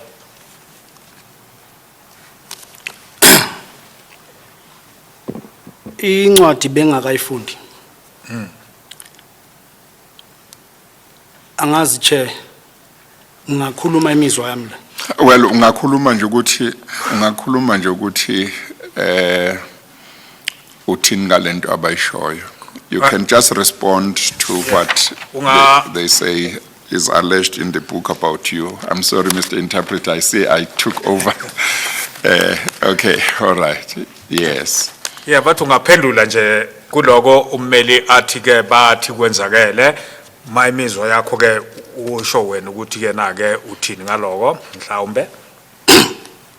Umnumzana obhalele incwadi. Ukhuluma manga. Yikho bengibuza hlalo ukuthi ngakhuluma imizwa yami. The authorship of this book is not telling the truth. That's why I was asking the chairperson if can I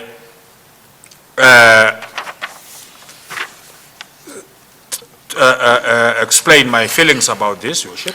Well, that author is not giving evidence before the commission, and as far as I know, and I don't know if he has substantiated those allegations. Chair, we had a conversation with Mr. Myberg on the yesterday late afternoon about presenting this book and perhaps also handing it up as also an exhibit. He was more than happy in doing that. Yeah, but is he coming to give evidence to substantiate the allegations? No, he's not coming to give evidence, but he was Yeah, more if than he's not- happy to... If he's not going to come and substantiate the allegations, I think it's enough if the witness refutes that allegation. And I say the witness hasn't been given a chance to look at the book. So if at a later stage the witness has looked at the book and it appears that there is something more, then we can look at that. Indeed so, But Chair. I think at this stage, let's try and finish with this witness. I think what was important about this witness is really his role with regard to the clearance and maybe one or two things. A lot of things are not in dispute. Indeed so, Chair. Just for purposes of Major Nchisi, where he is mentioned in his allegations is on page 148 of the book and 150 and 151. I'm just talking about the context, not the paginated bundle. So I'm talking about the book's actual page number and not the bundle, Major Nchisi, so you can refer to the book. Page what? Page 148, 150, and 151. Yeah, kula umacepa bawachazayo kula kubonakala ungazathi uthinteka khona kulapho ungahle mhlawumbe ulahlele amehlo khona uzwe ukuthi bebaphawula bathini ngawe.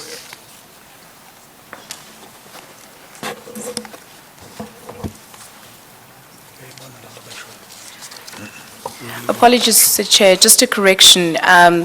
Mr. Myberg had actually agreed to us referring to the book and not us handing them up as exhibits. Be that as it may, due to the fact that the witness has not read the book, in any event, he cannot refute it substantially. Yes, let's get on. Are there any other questions about the real issues that this witness is here about? No, Chair, we have covered the issue of the request, the processes that the witness has relayed, and from us, there aren't any further evidence to be led for Major Nchisi. Major Nchisi, as you sit there, do you accept that the landing of this aircraft at Waterkloof should not have been authorized? Njengoba uhleli la manje ke uyavuma ukuthi ke na ke leyo ndizamshini ke eyayafikela lapha eWaterkloof ke beyingafanelanga iyenzeke leyo nto leyo. Yebo. Yes. You appear to have opposed the authorization of the landing of this aircraft up to a certain point. Is that correct? Kubonakala ungazathi kukhona labo ungavumelani nokuthi leyo ndiza ingafanele ukuthi ke na ke izozinzalana ke ukufikela kwisigaba esithize kunjalo? Yebo kunjalo. That is correct. Am I correct to say that from a certain point you appear to have been prepared to go along with the authorization? Qiniso ukuthi kepha ke kuyekwenzeka ukuthi ngesithuba esithize ke uye wasuyabona ukuthi cha mangivume ukuthi lokho kwenzakale wase uyachubeka naleso sicelo noma i-authorization? Yebo kunjalo. That is correct.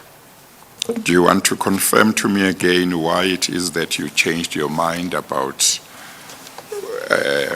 and decided no longer to oppose the authorization? Uyafuna mhlawumbe ukuchaza ukuthi kungani uye washintsha umqondo ke ukuze ke ungasabi nokuphikisana nokuthi ke na ke lesicelo singachubeka?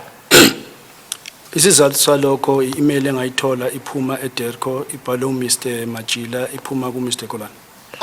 The reason for that, Your Worship, is the email I got from DECO, which was written by Mr. Machila, Mr. Kolani. which was sent to me by Mr. Kolwane.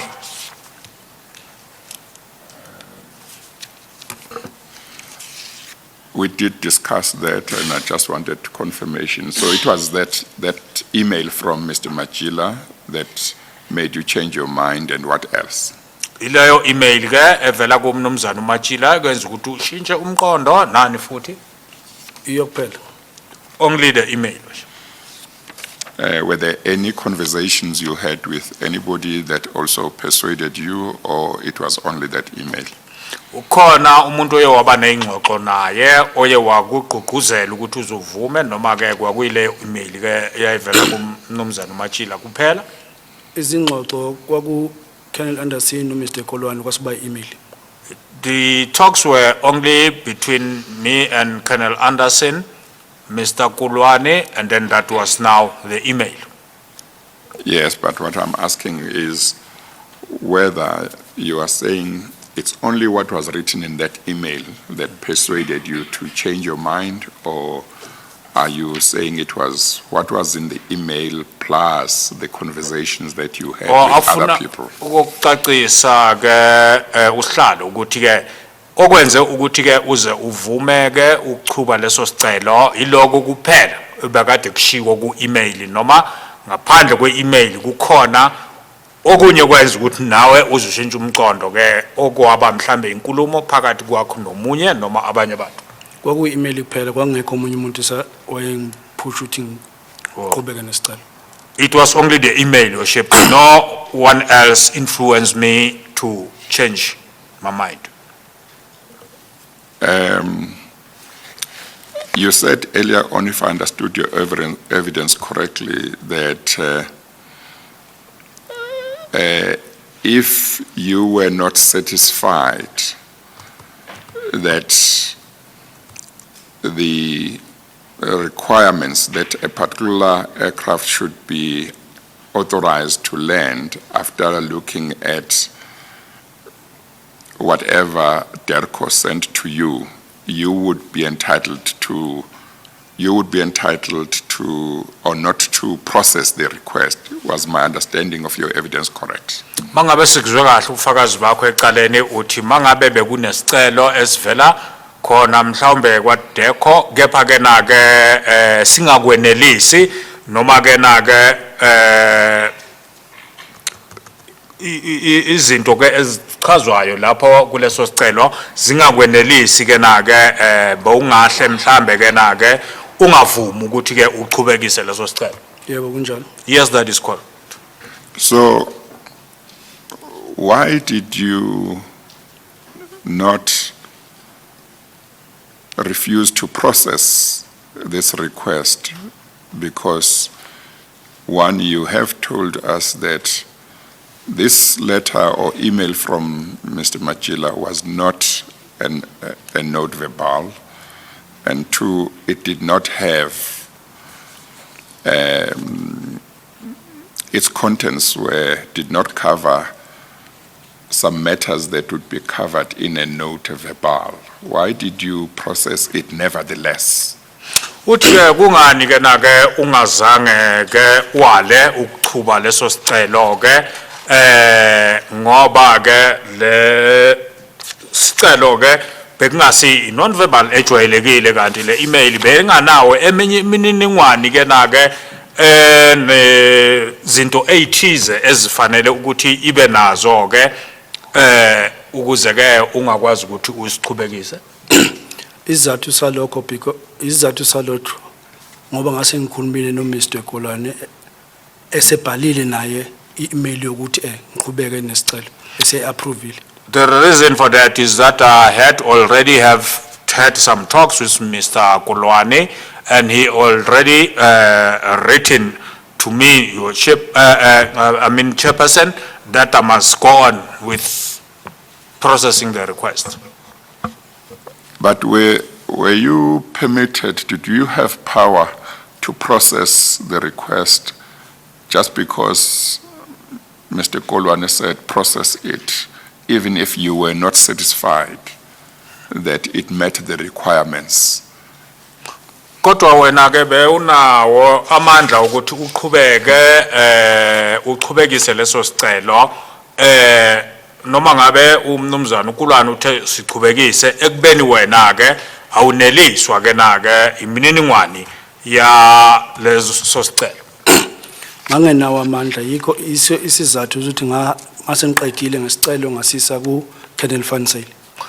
I did not have those powers, Your Worship. That is the reason why when I finished processing the request that I took it to Colonel Van Zyl. Van Zyl. Are you saying you did not have the power to refuse, or are you saying you did not have the power to authorize or to process the request in those circumstances? Ngamanye amagama uthi uchaza ukuthi bewunganamandla okuqhubeka naleso sicelo noma uthi bewunganamandla okwala ukuthi ke na ke uqhubekise lesicelo. Hlala uma uhleli ukule situlo engangikuso uma usukhulumile nomuntu ophethe ophezulu. Chairperson, if you were on the position I was at that point in time, and after you shall have spoken to someone senior than you, ngokunika i-clearance number kuleso sicelo salondiza, by giving the clearance number to the requests of that flight, ngamanye amazwi ngithi indiza ethile isine number yokuthi ingangena eSouth Africa. in other words, I say a specific flight with such and such a number has got the right or permission to get into South Africa. Ngokuyinika inamba angisho mina ngokwami ukuthi isingangena. By giving it a number, Your Worship, I don't say myself per se that it is allowed to enter. Ingakho mase kufike leso sixathu bese uyithatha uyisa kumuntu okuphethe. That's why when it come to that, you have to take it to the person who is senior than you. So is the position that whatever you thought of the request and whatever you thought of the email from Mr. Machila, you were obliged to take the request to Colonel Van Zyl? Ngamanye amagama okushoyo ukuthi owakucabanga ngaleso sicelo ke no ngabe wena bokubona kule email yayivela kumnumzana uMatshila uye waphoqeka noma waphoqeleka ukuthi wena uthathe uyise leso sicelo kumnumzana uFaniseni. Kunjalo ingakho masuqede ngesicelo usithathe usise kumuntu ophethe. That is true, Your Worship. That is why when you finalize the request, you must take it to the person that is in charge. It's very important that I understand this part because it relates to the last stages before the authorization. My understanding of what you said earlier on was that if you were not satisfied that this request was in order, you were not obliged to process it forward. Uthi kubalekile ukuthi ke azwisise lana ke ngoba ke siya emaphethelweni okufakwa kwaleso sicelo mase kuzwe kahle ebufakazini bakungaphambileni uthena mangabe bewunganeliswa yileso sicelo ke kungekho ngendlela ongaphoceleka ngakhona ukuthi uchubeke usidlulisele phambili. Did I understand your evidence correctly in that regard? Sikuzwe kahle ebufakazini bakho maqondana naloko? Yebo kunjalo. Yes, that is so. Ingakho kwazi kwafika enkulumeni lapho ngikhuluma khona nomnumzana uKolwane. That is why it eventually came to the talks between myself and Mr. Kulwane. Isizathu salokho isizathu salokho ukuthi nganganelisiwe kwaseqaleni. The reason for that, I was not satisfied from the onset. Yes, I'm trying to understand what made you change your mind. And earlier on, we talked about the contents of the email from Mr. Matshila. Uthi yebo ungako azama ukuthi azwisise ngoba okokuqala sikhuluma ngokwakushiwo ke na ke i-email evela kumnumzana uMatshila. And I even asked you whether you were also influenced by conversations you may have had with other people other than the contents of the email, and you said you were influenced, as I understood you, only by the contents of the email. Kungako ayewabuza ukuthi mhlambe ke na ke kukhona abantu abathiza baye nabo waqhusana nabo okuyibo mhlambe abagqugquzela ukuthi uzushintshe umqondo kepha wena wathi cha kunabantu ke oye waxoxisana nabo abayenza ukuthi uguqule umqondo okwenze kuphela ukuthi uguqule umqondo kwakudaba le email kuphela. Did I understand you correctly so far? Yebo. Ukuzwe kahle ukufikela manje ngalo. Yebo. Yes, okay. So then I come back to the question, why did you not say, I'm not processing this request forward because I'm not satisfied that it is in order? Kungani ungazange unqabe uthi ke angisiqhubekisi isicelo angisiqhubekisi lesicelo ukuya phambili ke ngoba anginelisekanga ukuthi ke na ke si ngendlela esemthethweni. Ngangeke nqabe hlalo sekufike incwadi ethi ngiqhubeke nesicelo. I couldn't have refused chairperson if there was already an email that I must continue with processing of the report. Once you received the email from Mr. Matshila, are you saying it was not open to you to satisfy yourself whether the request was in order, and all you had to do is take it forward even if you did not think it was in order? Ngamanye amagama uchaza ukuthi mangabe sewuthole lencwadi evela kumnumzana uMatshila ke wawungasavumelekanga ukuthi uzinelise uwenze ke na ke isiqiniseko sokuthi leso sicelo sisemthethweni ke na ke okufanele nje ukwenza ukuthi uqhubeke naleso sicelo ukuya phambili. Njoba besengichazile sihlalo uma kade usukhulume nomuntu ophezulu kwakho kuthiwa uyena ophethe kulowo ndawo and sihlalo esiphezulu and esho ukuthi aqhubeke nokulenda kwaleyo ndiza ngangasenawo amandla ukuthi ngithi cha. Chairperson, as I've already stated, if you are in that position and there was also a person senior than you who informs you to continue with the processing of that flight permission, there was nothing I could do. I did not have the powers of refusing to do that.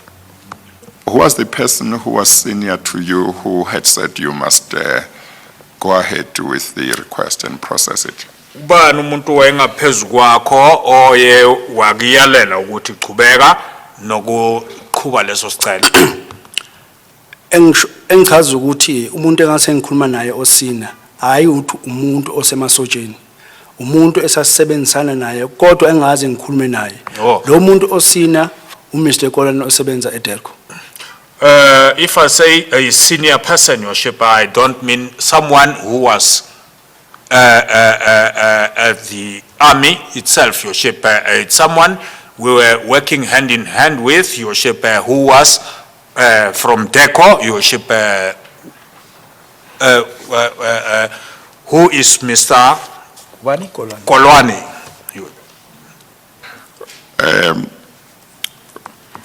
I would have thought that the person that you may have been obliged to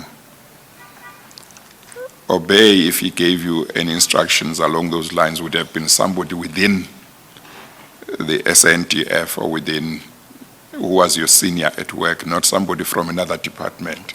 Uthi yena ke bakazocabanga ukuthi mhlawumbe mawuthi umuntu ke ongaphezulu kwakho bewusho umuntu ola embuthweni wamasotsha ke la usebenza khona hayi omunye umuntu ke na ke ophuma ke na ke ngaphandle. Iqiniso lelo sihlalo. That is the truth, Kodwa Chairperson. Kodwa njoba sisebenzisana neDelco and mina ngaleso sikhathi ngisezingeni eliphansi ukuthi ngaba namandla okumisa okuphuma elizingeni eliphezulu. Yes, but seeing that we were working hand in hand with DECO, Chairperson, I was in the lowest rank in such a way that I was not going to be capable to fight against the orders that are coming from people from the higher ranks. Weren't you supposed in that situation to take the request rather to somebody higher and say, here is this request. I think it is not in order, but the people at DERCO say we must process it. What do you say? I don't agree. What do you say? Is that not what you were supposed to do in that situation? Ngokubona ukuthi bakhona abanye la usebenza khona abangaphezulu kuwe ngesikhundla ke bekungafanele ukuthi uthathe leso sicelo uyisise kwabaphezulu kwakho uthi nasi isicelo esithize ke ngibona ungazathi ke nake asinelisi ke nake siyenze njani beungafanelanga ukwenzile lokho mhlawumbe. Ingakho hlalo ngithe mangiqala yonke imininingwane engayithola ngesicelo ngathi ma ngifika ku Colonel uFanisile ongaphezulu kwami ngerank ngamchazela yonke imininingwane engihlangabezane nayo kuze kufike kulesizathu sokuthi ibe ne clearance number. That's why, Chairperson, when I explained that after I came across the particulars that were in the email, that's when I went to Colonel Van Zyl and I explained to Colonel Van Zyl everything that happened or the whole process until where we were with the request. Well, part of what you say suggests to me that what you are saying is that you were not persuaded that this request was in order, but because you were being told or instructed by somebody senior to you, but from DERCO, you were bound to take it to somebody senior to you at SNDF. And yet earlier on, I thought you said you were opposed to this request earlier, but later on you were persuaded that it should go ahead. Which is the position? Is it that you never changed your mind that it was not in order? Throughout you thought it was not in order, but it was for Van Zyl to make a decision? Or is the position that although initially you thought it was not in order, after some time you thought it was in order and you took it to Colonel Van Zyl? Which one is the real position? Uthi ke na ke okuyikhona ukuthi kubonakala ungazathi ke uyeke na ke waba nokusola maqona nalesicelo ke kepha ke ngoba kwaphuma umyalelo ovela phambi ovela emntwini ke ophezulu ke na ke eDECO ke ikhona okwagcugcuzela ukuthi ke ugcine uchubele sicelo kepha ngaphambilini ke na ke uye wathula ubufakazi bokuthi ke na ke cha ukwenzile lokho ngoba uthole i-email ethi kwenzeke kanti ke na ke ekugcineni uye wabona ukuthi noma unokusola okuthize mangithathe lesicelo ngisise ku Van Zyl okuzoba uyena ozothatha isinqumo. Manje ke usihlalo ufuna ukwazi ukuthi okuyikhona khona ikuphi ke nako okwenza ukuthi ushintshe umqondo wenze ngaleyo ndlela. Kwasekuqaleni sihlalo ngangineyintsolo ngangiphikisana nesicelo. From the beginning, Chairperson, I had some suspicions. I was not satisfied with the request.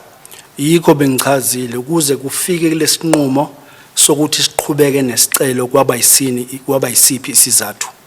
That is why I explained what was the reason for us to at last continue with this request. Ebantwini engangikhulume nabo ngoba bese ngibashilo ukuthi ngobani. The people that I have already explained, that I have spoken to, as I've already mentioned. Isizathu esikhulu njoba ngishilo ngangafostwanga umuntu. The main reason, as I've already stated, I was never forced by anyone.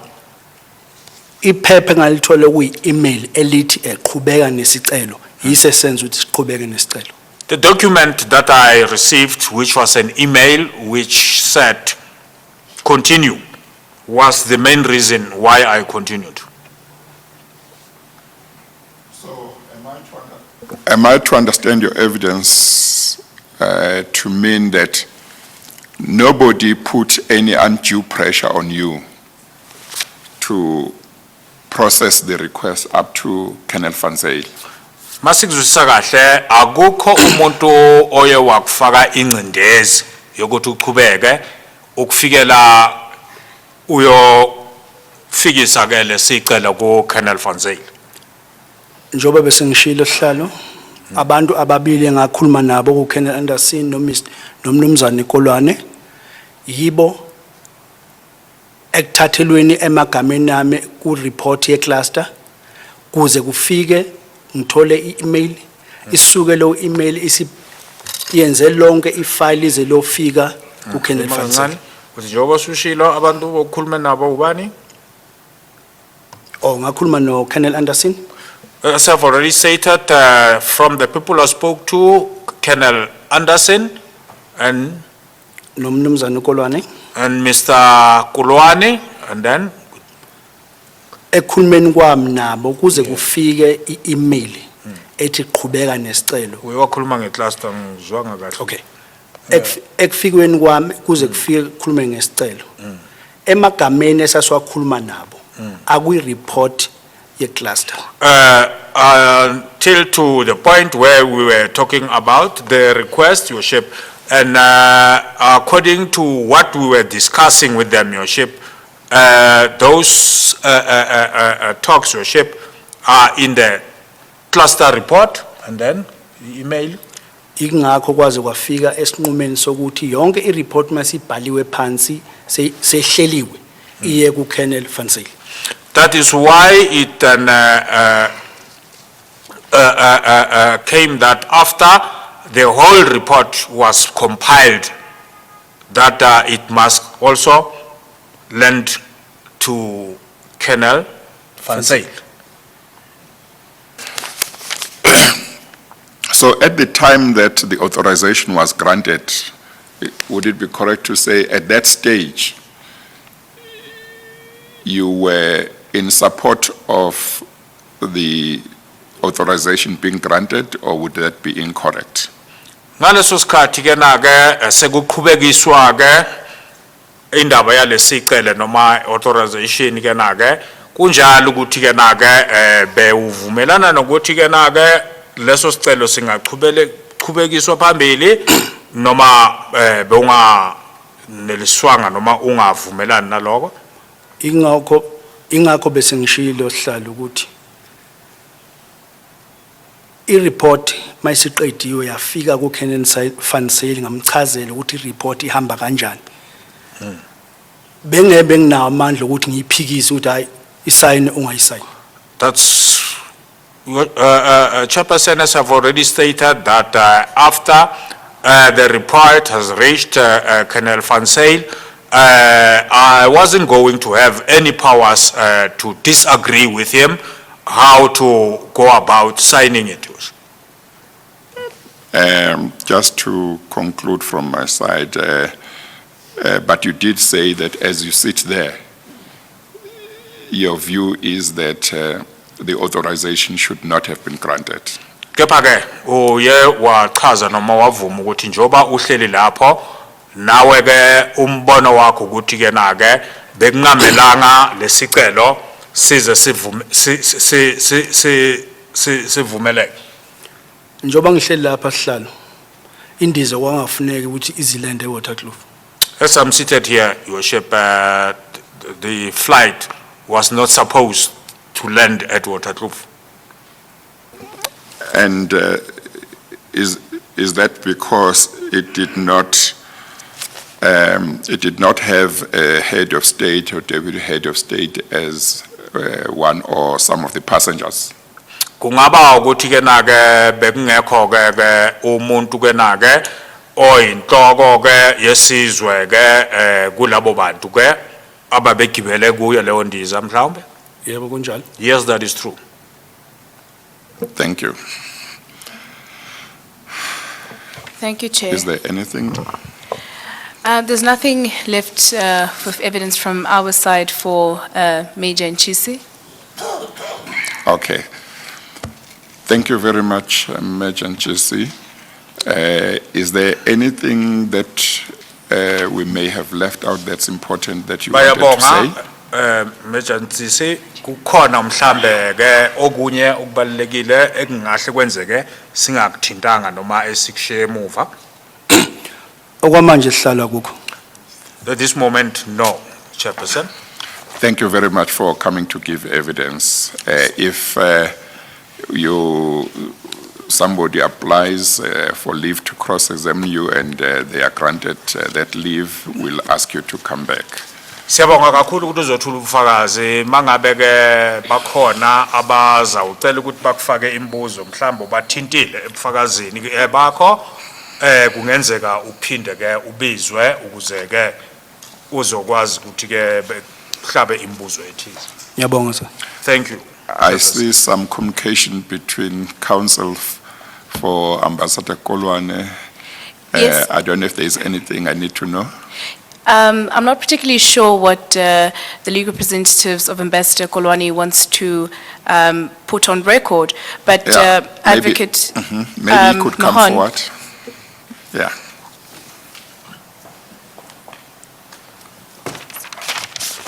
Thank you, Chairperson. I won't Yes. detain the Commission for very long. Yes. We just wanted to place our position on record. Yes, We did not receive a Rule 3.3 notice in respect of this witness. And yes. so we obviously reserve our rights. We will consider in due course whether we want to exercise those rights. Okay, no, Thank that's you, fine, Chairperson. that's fine. Thank you. Thank you very much. You are excused, Siyabonga. Major Jesse. Ungaphuma ke. And thank you very much, Mr. Interpreter. Thank you, Chairperson. May I also, Yeah, you are excused. Thank you. Thank you, Chair. I have noted the time, it being 4:20. Yes. However, we do have a second witness, Mr. Yes. William Majila. Yes, He has a confirmatory affidavit, which is quite short, but however, a confirmatory affidavit to the report, but however, there are annexures that he would wish to talk to. I do not believe that his evidence will be long. I estimate no more than 30 minutes, and that would be, to my best, an exaggeration. well, you may be like me. I'm very poor with regard to estimating how long anything is going to take. So, well, maybe we should, I should listen to his evidence tomorrow morning. How many witnesses have you got for tomorrow? Chair, we have two more witnesses for tomorrow. That would be Lieutenant General Msimang and General Mkwebi. Yes. So, Mr. Machila would be a third witness. Yes, Mr. Majid will be a third witness. I assume that he's... How long will the others be, more or less? Understanding that you don't have confidence in your own estimation. I have been told by Ms. Nomanesi probably an hour each. Yeah. No, I think let's start with Mr. Machila tomorrow. Is he available tomorrow? Let me just relay this. Pardon? He is indeed ready for Yes. tomorrow. Okay. No, let me hear his evidence tomorrow at 10. As the chair pleases. Yes. We'll adjourn for the day, and tomorrow we'll start at 10. We adjourn.